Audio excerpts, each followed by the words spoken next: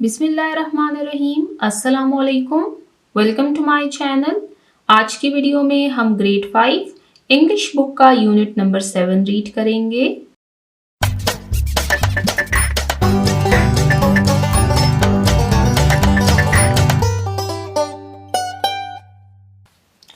Unit number 7, what goes around comes around, यानी जैसा करोगे वैसा भरोगे।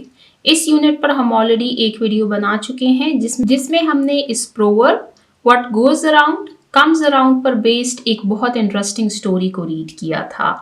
इस स्टोरी जो कि एक फैबल है, यानी इसमें जो करेक्टर्स हैं हमारे पास वो एनिमल्स हैं और इसमें हमारे पास एक मॉरल लेसन मौजूद है। इस फैबल से हमने जिंदगी का एक बहुत अहम उसूल सीखा कि इंसान जो अमल करता है उसका नतीजा उसे ज़रूर मिलता है। अगर हम दूसरों के साथ नरमी, मोहब्बत और खुलूस का बर्ताव करेंगे तो यही मोहब्बत और इज़्ज़त किसी न किसी सूरत में हमें वापस ज़रूर मिलेगी।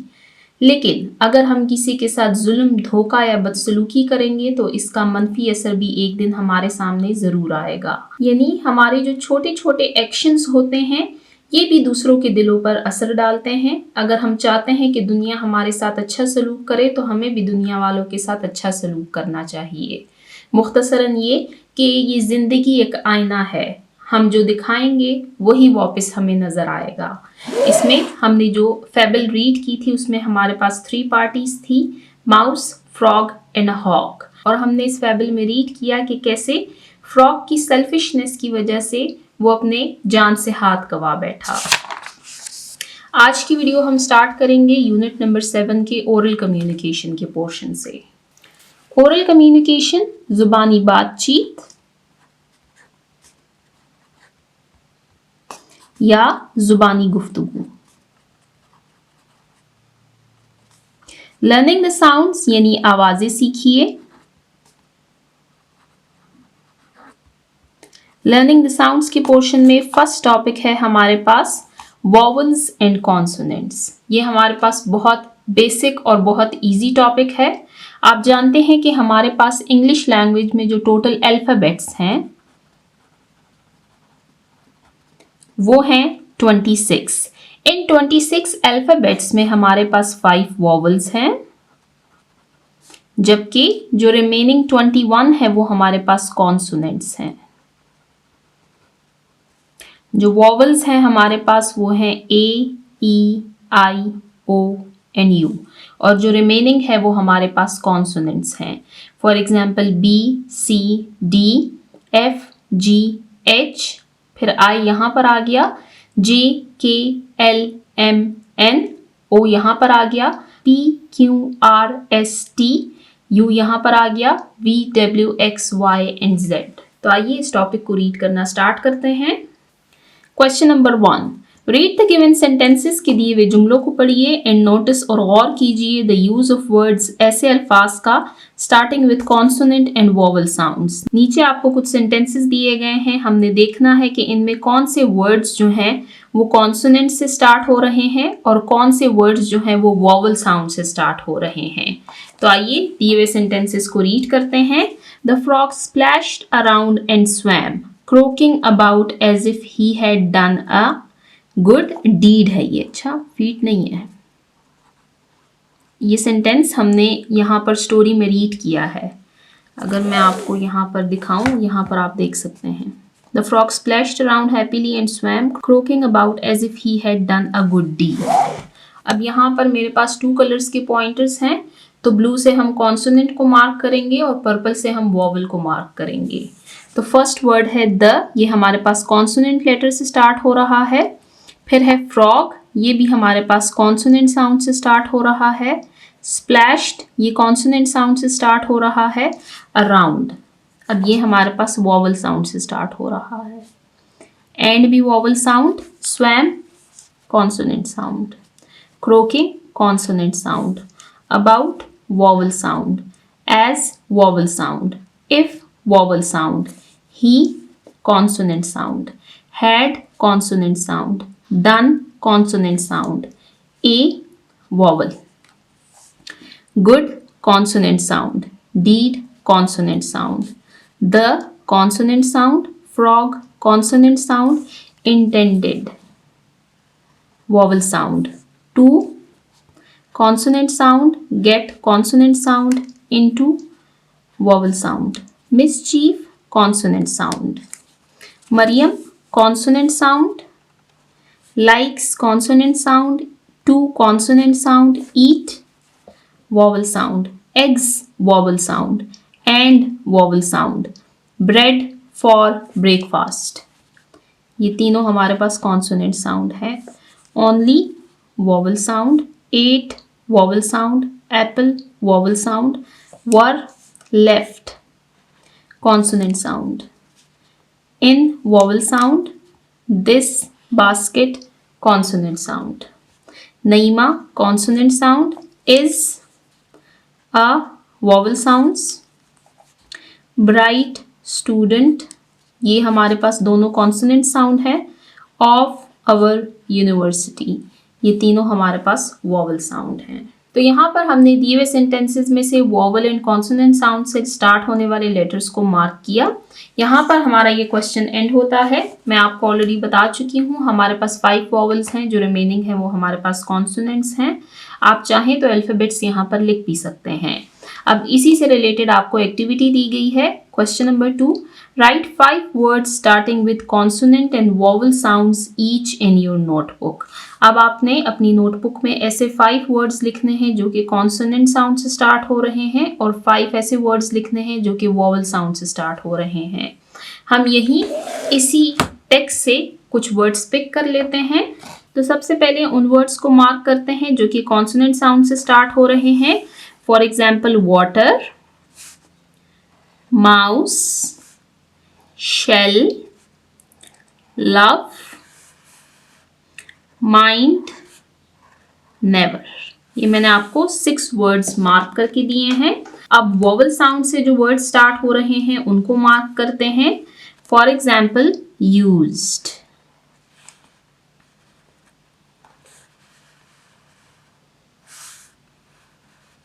about,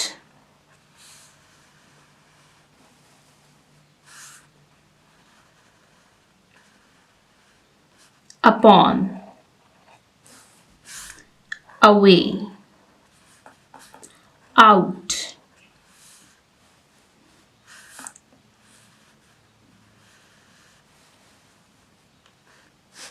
along. यहाँ पर मैंने आपको 6 वर्ड्स मार्क करके दिए हैं जो कि वॉवल साउंड से स्टार्ट हो रहे हैं. तो यहाँ पर हमारी एक्टिविटी एंड होती है. इसके साथ ही हमारा लर्निंग द साउंड का पोर्शन एंड होता है. अब चलते हैं ओरल कम्युनिकेशन के नेक्स्ट पोर्शन की तरफ, जो कि है learning to speak. Learning to speak यानी बोलना सीखिए.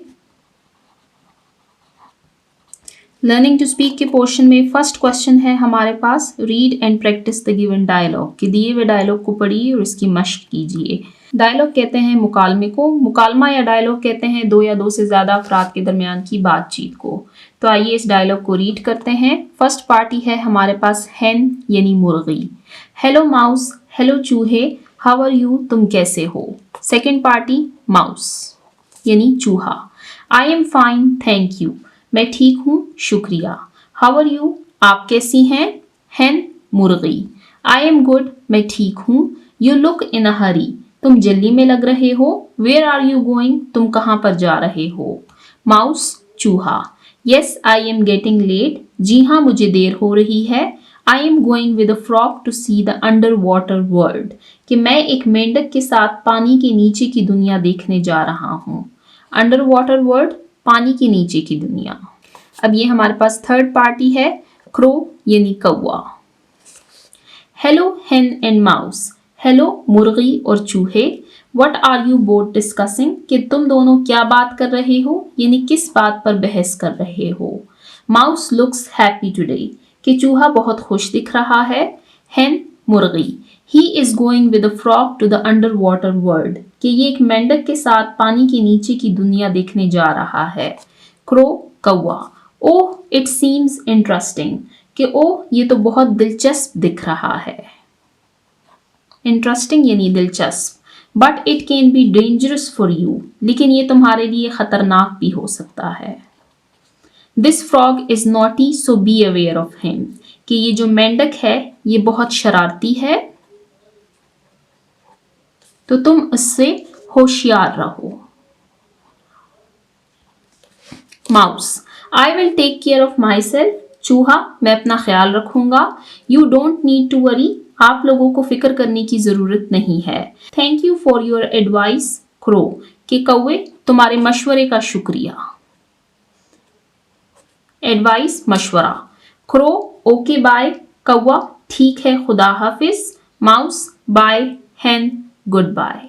तो यहाँ पर हमने दिए हुए डायलॉग को रीड किया जिसमें हमारे पास 3 पार्टीज थी, हेन, माउस एंड क्रो। ये फ्रॉग भी ऑलमोस्ट जो टेक्स्ट हमने रीड किया है, फेबल जो हमने रीड की है उससे मिलती जुलती है, यानी यहाँ पर भी अंडर वाटर वर्ड की बात की गई है और फ्रॉग के नॉटीनेस यानी उसके कनिंगनेस, शरारत की बात की गई है। तो यहाँ पर हमारा डायलॉग एंड होता है। नीचे आपको एक एक्टिविटी दी गई है, इसको रीड करते हैं। Have students discuss their favourite stories, के स्टूडेंट से कहें कि अपनी फेवरेट स्टोरीज यानी पसंदीदा कहानियों के बारे में बात करें। एंगेज देम, उनको मसरूफ रखें, उनको मशगूल रखें। इन अ कन्वर्सेशन, एक गुफ्तगू में। बाय आस्किंग डिफरेंट क्वेश्चंस, उनसे मुख्तलिफ सवालात पूछते हुए।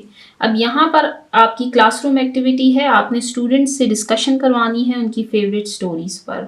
सबसे पहले क्वेश्चन ये आता है हमारे पास कि आपने अभी तक कितनी स्टोरीज रीड की हैं। देखें, इस बुक में आपने 2 स्टोरीज रीड की हैं, the lion and the mouse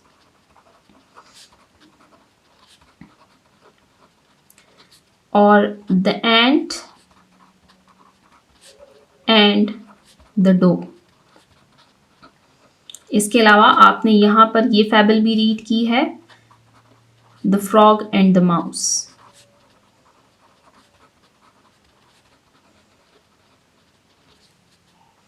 इसके अलावा जो स्कूल में आपको स्टोरीज लिखवाई जाती हैं जैसे कि thirsty crow, grapes are sour, unity strength,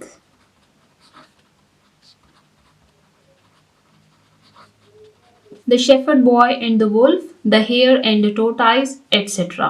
काफ़ी सारी स्टोरीज आपने रीड की होंगी। आप इस पर डिस्कशन करें कि आपकी फेवरेट स्टोरी कौन सी है और आपको वो स्टोरी क्यों अच्छी लगती है, उसमें आपका फेवरेट कैरेक्टर कौन सा है और आपने उससे क्या मॉरल लेसन सीखा। तो ये आपकी क्लासरूम एक्टिविटी है। आगे इस यूनिट में हम स्टोरीज पर डिस्कशन करेंगे। मैं चाहती हूँ कि आप इस स्टेज पर ज़्यादा से ज़्यादा स्टोरीज के बारे में जान लें, ये आपके लिए इंटरेस्टिंग भी रहेगा और इससे आप डिफरेंट मॉरल लेसन्स भी सीखेंगे। तो यहाँ पर हमारी ये एक्टिविटी एंड होती है। टीचिंग पॉइंट को रीड करते हैं। Ask students to share more words with vowels and consonant sound, के बच्चों से कहें कि मजीद वॉवल और कॉन्सोनेंट साउंड के वर्ड्स को शेयर करें आपके साथ। नोट देयर रिस्पॉन्सेज, उनके जवाब पर गौर करें। Ask them different questions about their favourite stories, कि उनकी फेवरेट स्टोरीज के बारे में उनसे डिफरेंट क्वेश्चंस पूछें। ड्यूरिंग द डिस्कशन के दौरान। To keep them engage in conversation, ताकि वो उस गुफ्तगू में, उस डिस्कशन में मसरूफ रहें। यहाँ पर हमारा टीचिंग पॉइंट एंड होता है। चलते हैं नेक्स्ट पेज नंबर 70 की तरफ। पेज नंबर 70 पर हमारे पास next portion reading and critical thinking start हो रहा है, यानी यहाँ पर हमारे पास ओरल कम्युनिकेशन का पोर्शन एंड होता है। Reading and critical thinking, reading comprehension के पोर्शन में क्वेश्चन नंबर 1 है हमारे पास। आंसर दीज क्वेश्चंस, के दिए हुए सवालात के जवाबात दीजिए। सबसे पहले इन क्वेश्चंस को रीड करते हैं, फिर 1 बाय 1 इनके आंसर्स को रीड करेंगे। Question number 1, why does the frog tie his foot to the mouse foot, कि मेंढक ने अपना पांव चूहे के पांव से क्यों बांधा। टाई कहते हैं बांधना। Question number 2, what happened at the end of the story, कि कहानी के आखिर में क्या हुआ। Question number 3, write a summary of the fable you have just read, कि जो फैबल आपने अभी पढ़ी है उसकी समरी यानी उसका खुलासा लिखें। अब आइए 1 बाय 1 इनके आंसर्स को रीड करते हैं। Unit number 7, what goes around comes around. Answer these questions, के दिए हुए सवालात के जवाबात दीजिए। Question number 1, why does the frog tie his foot to the mouse foot, कि मेंढक ने अपना पांव चूहे के पांव से क्यों बांधा। द फ्रॉग टाइड, कि मेंढक ने बांधा his foot अपना पाँव with the mouse foot चूहे के पाँव के साथ so that he could pull the mouse ताकि वो माउस यानी चूहे को खींच सके along into the water पानी के अंदर and show him the underwater world और वो उसे पानी के नीचे की दुनिया दिखा सके. That the frog tied his foot to the mouse foot so that he could pull the mouse along into the water and show him the underwater world. कि मेंढक ने अपना पाँव चूहे के पाँव से इसलिए बांधा ताकि वो चूहे को पानी में अपने साथ खींच सके और उसे पानी के नीचे की दुनिया दिखा सके. Question number 2. What happened at the end of the story? कि कहानी के आखिर में क्या हुआ? At the end of the story कहानी के आखिर में the mouse drowned in the water. जो चूहा है वो पानी में डूब गया. Then a hawk saw the mouse. फिर एक बाज ने इस चूहे को देखा and caught it और इसको पकड़ लिया. Since the frog was still tied to the mouse कि चूंकि मेंढक अभी भी चूहे से बंधा हुआ था, the hawk took the frog as well and ate both of them. इसलिए बाज दोनों को ले गया और दोनों को खा गया. At the end of the story, the mouse drowned in the water. Then a hawk saw the mouse and caught it. Since the frog was still tied to the mouse, the hawk took the frog as well and ate both of them. कि कहानी के आखिर में चूहा पानी में डूब गया, फिर एक बाज ने चूहे को देखा और उसे पकड़ लिया. चूंकि मेंढक अभी भी चूहे से बंधा हुआ था, इसलिए बाज दोनों को ले गया और दोनों को खा गया. Next question, question number 3. Write a summary of the fable you have just read. कि आपने अभी जो फैबल रीड की है उसकी समरी यानी उसका खुलासा लिखें. अब इस समरी को रीड करने से पहले मैं आपको समरी राइटिंग से मुतल्लिक कुछ टिप्स बताऊंगी कि जब आप समरी यानी जब कोई खुलासा लिखते हैं तो आपने उसको कैसे लिखना है. यानी आपने ये फैबल रीड की है the frog and the mouse. अब इसकी आपने समरी लिखनी है तो सबसे फर्स्ट पॉइंट इसका ये होगा कि आपने समरी को शॉर्ट करके लिखना है. यानी जो टेक्स्ट आपने रीड किया है समरी उससे शॉर्ट होनी चाहिए. समरी उससे कितनी शॉर्ट होनी चाहिए? समरी उससे तकरीबन 1/3 होनी चाहिए. यानी अगर ओरिजिनल टेक्स्ट जो है वो 100 वर्ड्स का है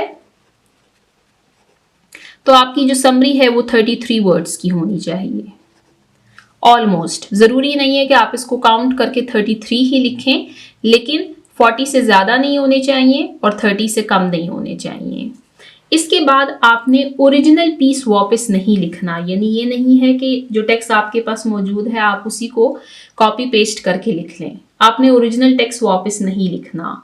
दूसरा ये कि आपने अपनी वर्डिंग यूज़ करनी है. जब आप ओरिजिनल टेक्स्ट नहीं लिख रहे तो फिर आपने क्या लिखनी है? आपने अपनी वर्डिंग में उसको चेंज करके लिखना है. और लास्ट पॉइंट ये है कि आपने अपनी कोई ओपिनियन नहीं देनी समरी में, यानी अपनी कोई राय आपने नहीं देनी. तो यहाँ पर मैंने आपको समरी लिखने के कुछ पॉइंट्स बता दिए हैं. अब आइए इस समरी को रीड करते हैं. सबसे पहले आप इसकी लेंथ देख लें और जो ओरिजिनल टेक्स्ट हमने रीड किया है ये तकरीबन उसके 1/3 है. ठीक है, लेंथ इसकी काफ़ी है. अब हम इसकी वर्डिंग को देखेंगे कि बिल्कुल सेम टू सेम वर्डिंग ना हो. और एक और इम्पॉर्टेंट पॉइंट जो मैंने मेंशन नहीं किया वो ये है कि आपने सेंट्रल आइडिया से हटना नहीं है. ऐसा नहीं है कि आप समरी लिखते लिखते उसके सेंट्रल आइडिया से हट जाएं. यानी जो मरकजी ख्याल आपको दिया गया है, जो मेन थीम आपको दिया गया है, उससे आपने नहीं हटना. समरी को रीड करते हैं. A mouse met a frog who invited him to see the underwater world. कि एक चूहे की मुलाकात एक मेंढक से हुई जिसने उसे पानी के नीचे की दुनिया देखने की दावत दी. The frog tied the mouse foot to his own and jumped into the pond. कि मेंढक ने चूहे का पाँव अपने पाँव से बांध दिया और तालाब में कूद पड़ा. The mouse could not swim and drowned in the water. कि चूहा तैर नहीं सकता था और पानी में डूब गया. A hawk saw the mouse and caught it. कि एक बाज ने चूहे को देखा और उसे पकड़ लिया. Since the frog was tied to the mouse, कि चूंकि मेंढक चूहे के पांव से बंधा हुआ था, the hawk caught the frog too and ate both of them. इसलिए बाज उसे भी ले गया और दोनों को खा गया. The story teaches us that selfish action bring bad result. कि कहानी हमें ये सिखाती है कि खुदगर्जी का अंजाम बुरा होता है. वापस से इसको रीड करते हैं. A mouse met a frog who invited him to see the underwater world. The frog tied the mouse foot to his own and jumped into the pond. The mouse could not swim and drowned in the water. A hawk saw the mouse and caught it.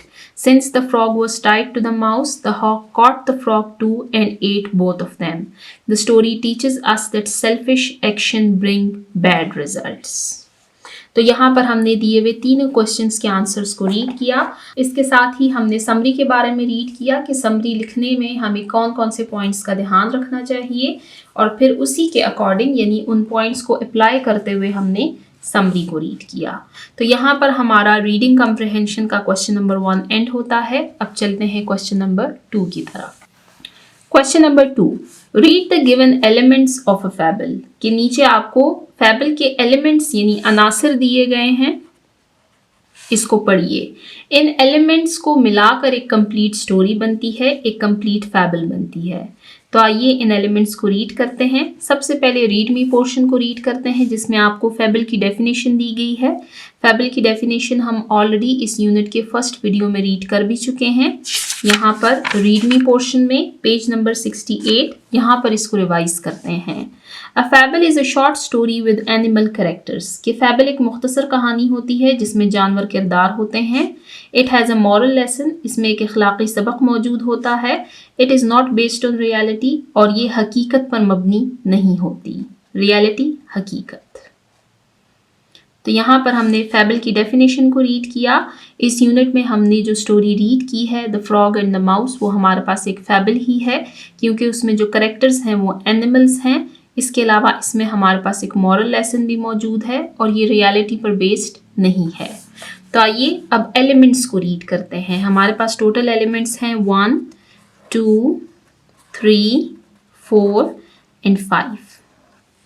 First element है character, यानी किसी भी फैबल में characters का होना ज़रूरी है। Characters are the people and animals in a story. कि किरदार कहानी में मौजूद लोग या जानवर होते हैं। सेकंड है सेटिंग, यानी माहौल। करेक्टर कहते हैं किरदार को। It is where and when the action in the story takes place. कि ये वो जगह और वक्त होता है जहां और जब कहानी के वाक़यात पेश आते हैं। यानी कहानी जहां पर रिकॉर्ड होती है उस जगह और उस वक्त को सेटिंग कहा जाता है। नेक्स्ट है plot. It is the theme of the story around which events are planned. कि ये कहानी का बुनियादी ख्याल होता है जिसके गिर्द तमाम वाक़यात तरतीब दिए जाते हैं। It is the beginning, middle and and of the story. इसमें कहानी का आगाज़, दरमियानी हिस्सा और इख्तिताम शामिल होता है। ये हमारे पास किसी भी स्टोरी के 3 पोर्शंस हैं, beginning, middle and end portion. Next है कन्फ्लिक्ट यानी तनाज़े यानी मसला। Every fable has a problem. कि हर फैबल में एक मसला होता है that makes the characters work and resolve it. जो किरदारों को उसका हल तलाश करने पर मजबूर करता है। यानी हर फैबल में एक प्रॉब्लम, एक कन्फ्लिक्ट आता है जिसको रिजॉल्व किया जाता है। फिर लास्ट है रिजोल्यूशन, यानी इस तनाज़े, इस कन्फ्लिक्ट का हल, solution. It is the solution of the conflict.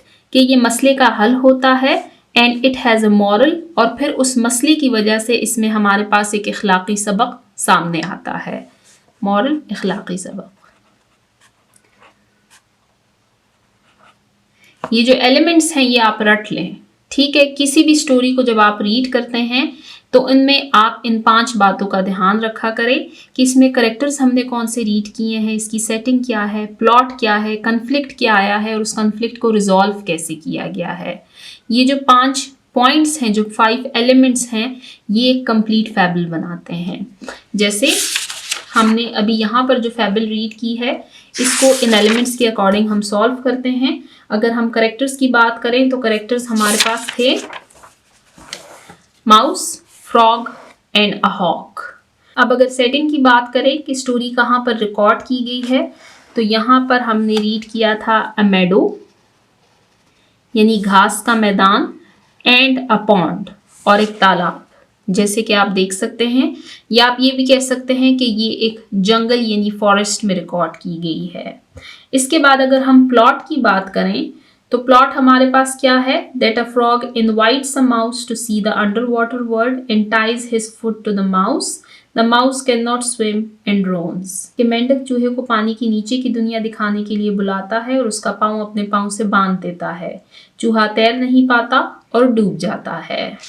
हमारे पास कन्फ्लिक्ट क्या आया था इस स्टोरी में? That the frog selfishly pulls the mouse into the water. कि मेंढक खुदगर्जी से चूहे को पानी में खींच लेता है, यानी चूहा नहीं चाहता, वो उसको कहता है दैट स्टॉप स्टॉप और आई शेल डाई, कि रुक जाओ वरना मैं मर जाऊंगा, यानी ना चाहते हुए भी चूहा जो है तो वो डूब जाता है मेंढक की सेल्फिशनेस की वजह से।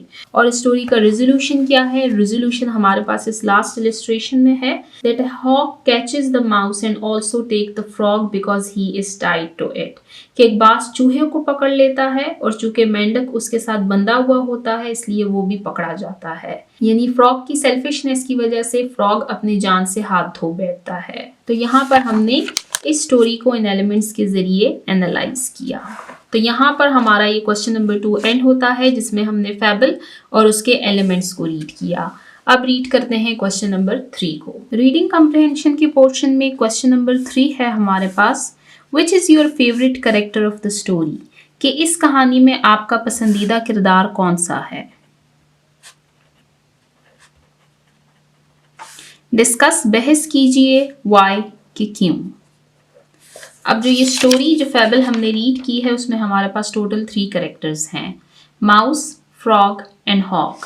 तो यहाँ पर आपसे क्वेश्चन पूछा गया है कि इस स्टोरी में आपका फेवरेट कैरेक्टर कौन सा है और क्यों, आपने रीज़न भी बतानी है। यहाँ पर मैं आपको इसका आंसर लिखवा देती हूँ। ये मैं अपने अकॉर्डिंग लिख रही हूँ, अगर आपको कोई और कैरेक्टर पसंद है तो आप किसी और कैरेक्टर के बारे में भी लिख सकते हैं। माई favorite character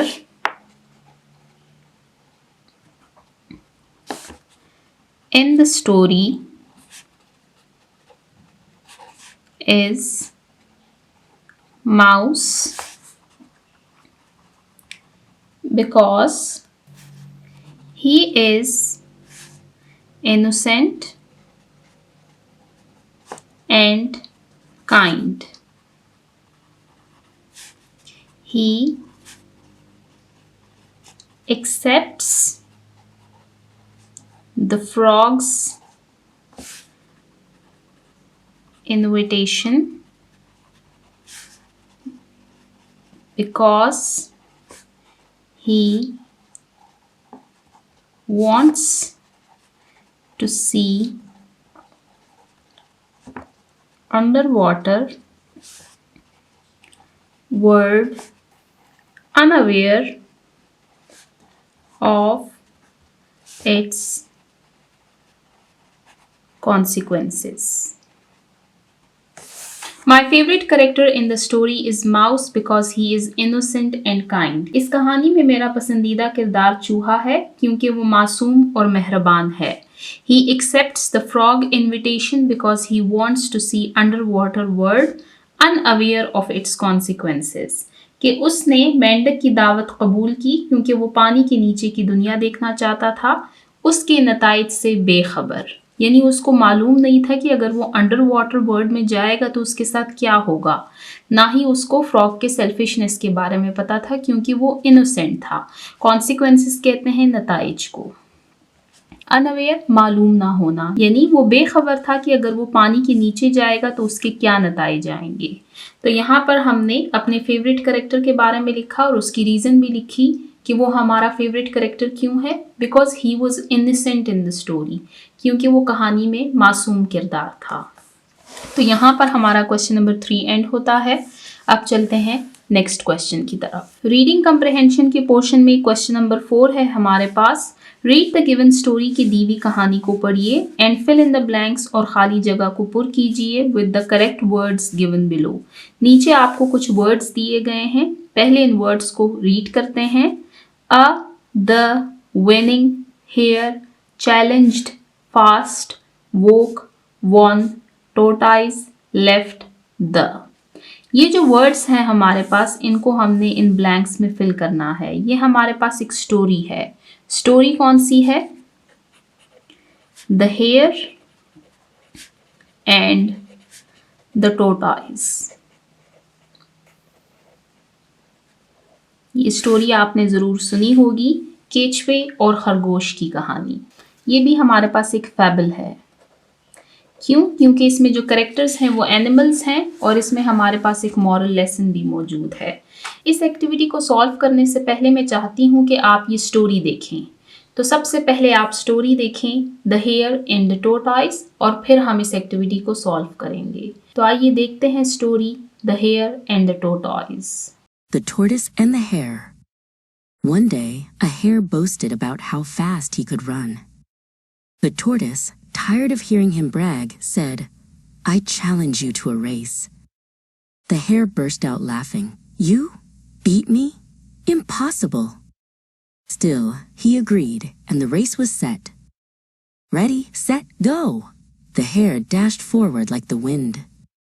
The tortoise began slowly, step by steady step. The hare looked back. The tortoise was far behind. Confident, the hare said, "I'll rest a while under this tree." He lay down in the shade and soon fell fast asleep. Meanwhile, the tortoise kept moving, never stopping, never rushing. Step by step, he passed the sleeping hare. At last, the tortoise neared the finish line. The hare suddenly woke up and raced forward with all his strength. But it was too late. The tortoise had already crossed the line. The tortoise said, "Slow and steady wins the race." Moral 1. Slow and steady wins the race. Moral 2. Overconfidence can lead to failure. आपने story देखी the hare and the टोर्टॉइज। अब आपके लिए ये activity solve करना बिल्कुल आसान होगा। तो आइए इस एक्टिविटी को सॉल्व करना स्टार्ट करते हैं। Once there lived a hare and a tortoise in a forest, कि एक जंगल में एक केचुआ और एक खरगोश रहा करते थे। The dash was very proud of his speed. अब स्पीड यानी रफ्तार। अब किसको अपनी रफ्तार पर फख्र था? खरगोश को। आप देख सकते हैं ये है हमारे पास hare. The hare was very proud of his speed, कि खरगोश को अपनी रफ्तार पर बहुत फख्र था। He used to make fun of the dash for being too slow, और वो किसका मजाक उड़ाया करता था? बहुत आहिस्ता होने की वजह से, यानी कि उसकी स्पीड बहुत कम थी, इसलिए खरगोश उसका मजाक उड़ाया करता था, केचुए का, यानी टोर्टॉइज। तो ये है टोर्टॉइज। He used to make fun of the tortoise for being too slow, कि वो केचुए का मजाक उड़ाया करता था उसकी सुस्त रफ्तार की वजह से। One day, एक दिन, the hare dashed the tortoise to a race. एक दिन खरगोश ने केचुए को रेस की क्या दी? दावत दी, यानी उसको चैलेंज किया। तो यहाँ पर आप देख सकते हैं challenged. One day the hare challenged the tortoise to a race, कि एक दिन खरगोश ने केचुए के साथ रेस लगाने के लिए उसको चैलेंज किया। The tortoise accepted the challenge. जो केचुआ था उसने इस चैलेंज को कबूल किया। The race started. रेस शुरू हो गई। The hare ran very dash. खरगोश बहुत क्या दौड़ा? फास्ट, बहुत तेज दौड़ा।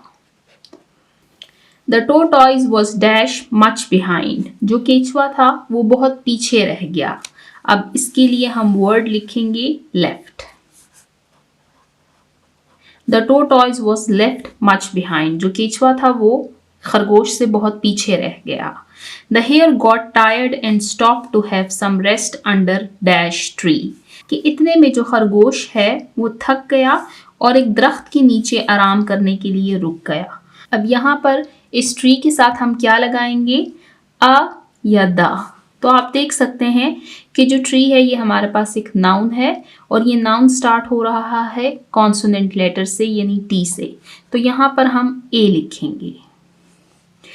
ये हमारे पास एक आर्टिकल हो गया। ये ए हमने यहाँ पर लिख लिया। The hare got tired and stopped to have some rest under a tree. He fell asleep. जो खरगोश है वो सो गया.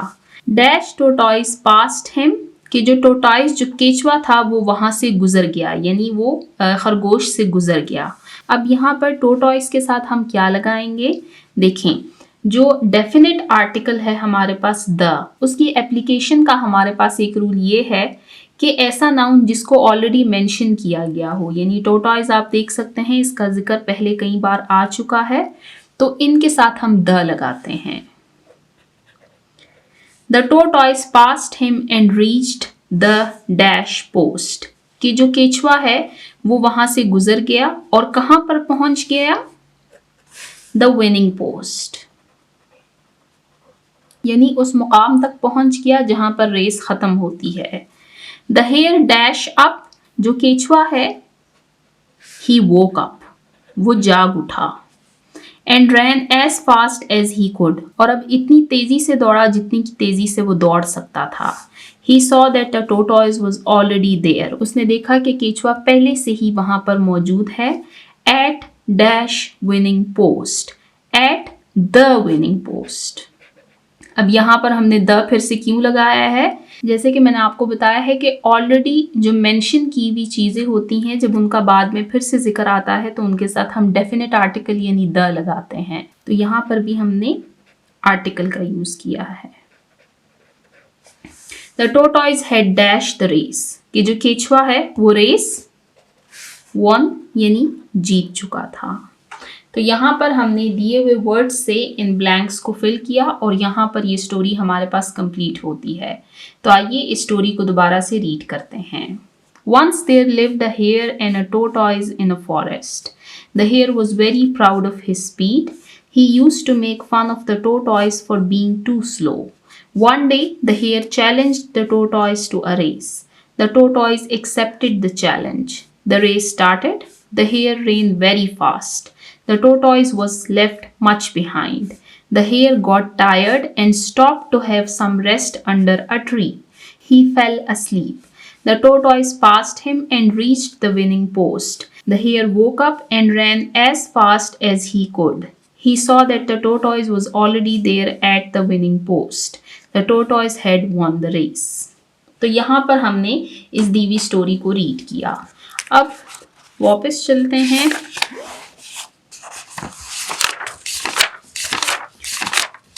आप आए यहाँ पर पेज नंबर 21 पर.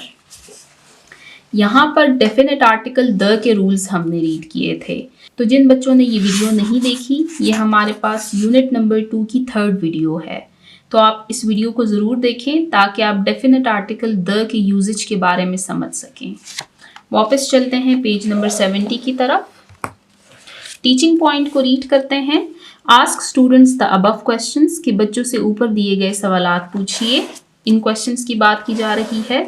Discuss the elements of a fable with them by giving examples. बच्चों के साथ एलिमेंट्स ऑफ अ फैबल पर डिस्कशन करें. इसमें हमने जो दी हुई स्टोरी है the frog and the mouse, उसके एलिमेंट्स को डिस्कस किया. Ask them to give answers to the given questions. कि बच्चों से कहें कि दिए हुए सवालात की जवाबात दीजिए. Note their responses. और उनके रिस्पॉन्स यानी उनके जवाब पर गौर कीजिए.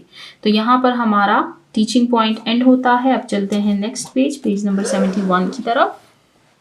रीडिंग कम्प्रहेंशन के पोर्शन में क्वेश्चन नंबर 5 है हमारे पास. Read the story again. के कहानी को दोबारा से पढ़िए. And write its summary.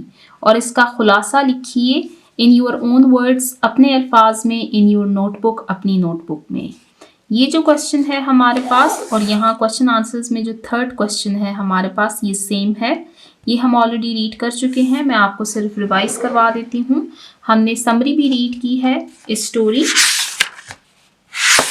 What goes around comes around, जिसमें करेक्टर्स हैं हमारे पास फ्रॉग, माउस एंड हॉक.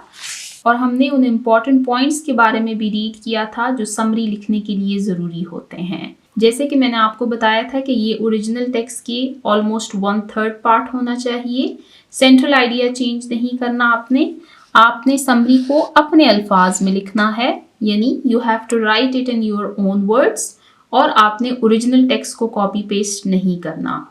तो आइए समरी को दोबारा से रिवाइज करते हैं. Write a summary of the fable you have just read, कि आपने जो कहानी अभी रीड की है उसकी समरी लिखिए। तो समरी को रीड करते हैं। A mouse met a frog who invited him to see the underwater world. कि एक चूहे की मुलाकात एक मेंढक से हुई जिसने उसे पानी के नीचे की दुनिया दिखाने की दावत दी।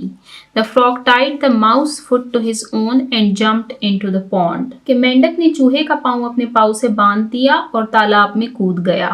The mouse could not swim and drowned in the water. कि चूहा तैर नहीं सकता था और पानी में डूब गया। A hawk saw the mouse and caught it. एक बाज ने चूहे को देखा और उसे पकड़ लिया। Since the frog was tied to the mouse, the hawk caught the frog too and ate both of them. कि चूंकि मेंढक चूहे से बंधा हुआ था, इसलिए बाज ने उसे भी पकड़ लिया और दोनों को खा गया। The story teaches us that selfish actions bring bad results.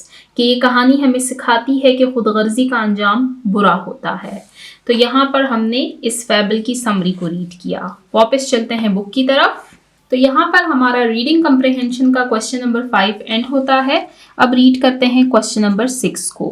Read the lesson again, के सबक को दोबारा से पढ़िए and fill in the blanks with the correct options, और खाली जगह को सही जवाब के साथ पुर कीजिए। अब जिन बच्चों ने स्टोरी रीड की है उनके लिए ये ब्लैंक्स फिल करना बिल्कुल ईजी होंगे। तो जिन बच्चों ने वीडियो नहीं देखी वो काइंडली जाकर सबसे पहले वीडियो देखें ताकि आप इजीली इस एक्टिविटी को सॉल्व कर सकें। एमसीक्यूज हैं, इनको रीड करना स्टार्ट करते हैं। The frog lived in dash for most of his life, कि मेंढक कहाँ पर रहता था? अ स्टेबल, स्टेबल घोड़ों के रहने की जगह को कहते हैं। अ नेस्ट यानी एक घोंसला। सॉइल यानी जमीन। वाटर यानी पानी। तो इसमें हमारे पास करेक्ट ऑप्शन है option number 4, water. The frog lived in water for most of his life, कि मेंढक अपनी जिंदगी का ज्यादातर हिस्सा पानी में रहता था। स्टेबल को उर्दू में अस्तबल कहते हैं। Next, the frog tied the mouse foot to his own with a piece of dash, कि मेंढक ने चूहे का पाँव अपने पाँव से किस चीज के जरिए बांधा? अ पीस ऑफ क्लॉथ यानी कपड़े का एक टुकड़ा। पीस ऑफ थ्रेड यानी धागे का एक टुकड़ा। अ पीस ऑफ रोप यानी रस्सी का एक टुकड़ा।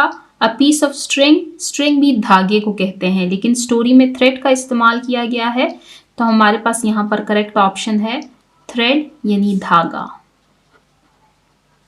अ frog tied the mouse foot to his own with a piece of thread, कि मेंढक ने चूहे का पाँव अपने पाँव से धागे के एक टुकड़े के जरिए बांधा।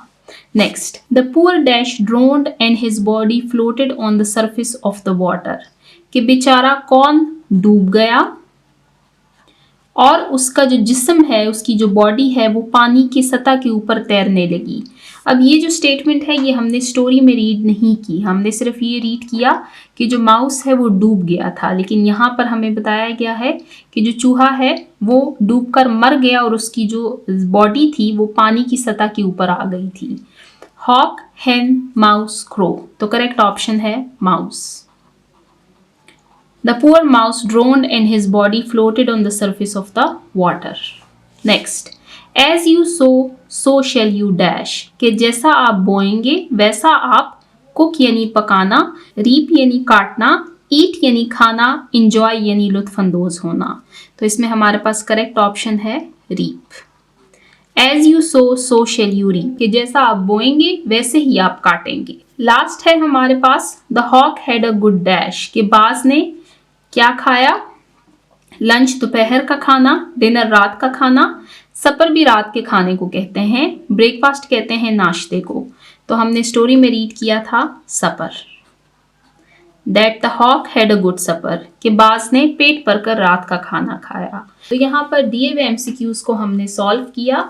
यहाँ पर हमारा रीडिंग कंप्रहेंशन का पोर्शन एंड होता है। अब चलते हैं नेक्स्ट पोर्शन की तरफ, एनालिटिकल रीडिंग। एनालिटिकल रीडिंग के पोर्शन में आपको एक एक्टिविटी दी गई है, इसको रीड करते हैं। रीड ए फैबल, एक फैबल को रीड कीजिए। राइट इट्स एलिमेंट्स, और इसके अनासिर को लिखिए। And moral in your notebook, और उसका अखलाकी सबक। यहाँ पर आपसे कहा गया है कि आपने एक फैबल को रीड करना है, उसके एलिमेंट्स और उसका मॉरल आपने अपनी नोटबुक में लिखना है। इस यूनिट में हम ऑलरेडी एक फैबल रीड कर चुके हैं और उसके एलिमेंट्स को भी हम रीड कर चुके हैं, तो इस स्टोरी को फिलहाल हम छोड़ देते हैं। इसके बाद हमने यहाँ पर रीडिंग एंड क्रिटिकल थिंकिंग के पोर्शन में एक और स्टोरी को रीड किया, वो स्टोरी भी आप देख चुके हैं। तो यहाँ पर हम एक डिफरेंट स्टोरी को रीड करेंगे। तो आपने इस बुक में पहले एक स्टोरी रीड की है, एक फैबल रीड की है, the lion and the mouse. तो आप उस स्टोरी को पहले देखें, फिर हम उसके एलिमेंट्स और मॉरल को लिखेंगे। तो आप सबसे पहले स्टोरी देखें, the lion and the mouse. The Lion and the Mouse. One day, a mighty lion was sleeping under a tree. A tiny mouse ran over his paw and woke him up. The lion caught the mouse. "How dare you disturb me? I will eat you." The mouse trembled. "Please, let me go. Someday, I may help you." The lion laughed at the idea, but he let the mouse go free. Days later, the lion was caught in a hunter's net. He roared for help. The little mouse heard the roar. He ran quickly and began to gnaw the ropes. At last, the lion was free. "Thank you, little friend," said the lion. Moral: kindness is never wasted, and even the smallest can help the mightiest. आपने story देखी, the lion and the mouse.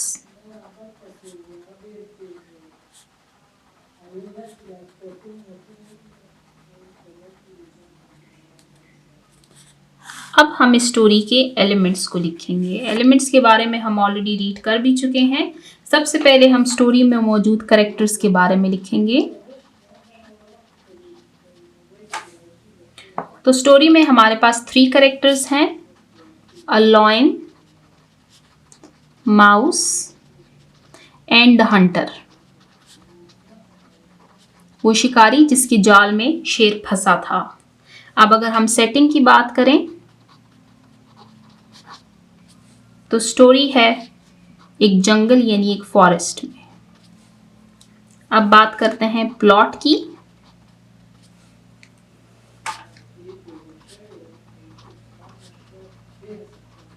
A lion catches a mouse but lets him go. Later, the lion gets trapped in a hunter's net. The mouse helps the lion by cutting the net. ये हमने लिखा plot कि एक शेर ने चूहे को पकड़ा लेकिन उसे छोड़ दिया। बाद में शेर शिकारी के जाल में फंस जाता है। चूहा अपने दांतों से उस जाल को काट देता है। कन्फ्लिक्ट कहां पर आया? कन्फ्लिक्ट है स्टोरी में that the lion gets trapped in a hunter's net. अब रेजोल्यूशन क्या है?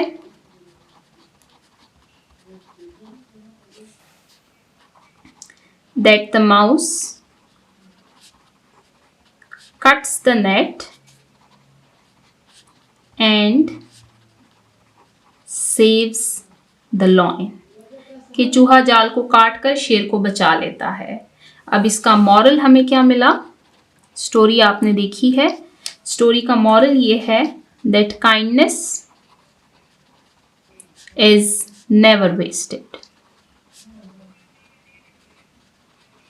कि मेहरबानी कभी भी ज़ाया नहीं होती। अगरचे हम साइज को देखें तो चूहा बहुत छोटा है, लेकिन किसी भी छोटी चीज़ को हमें कमतर नहीं समझना चाहिए। जैसे कि आपने देखा कि शेर इतना बड़ा था, फिर भी वो शिकारी के जाल से खुद को बचा नहीं सका, लेकिन एक छोटे से चूहे ने उसको बचा लिया।